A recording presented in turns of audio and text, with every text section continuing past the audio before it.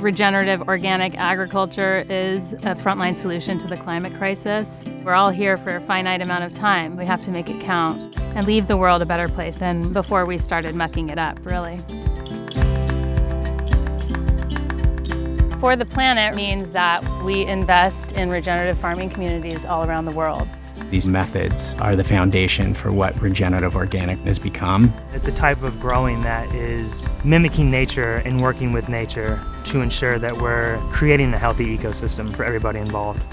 It's not using synthetic fertilizers, it's using biological pest control to support and enrich these foods that we're sourcing. It's really the basis of being a 100% organic brand, and that's really good for the land.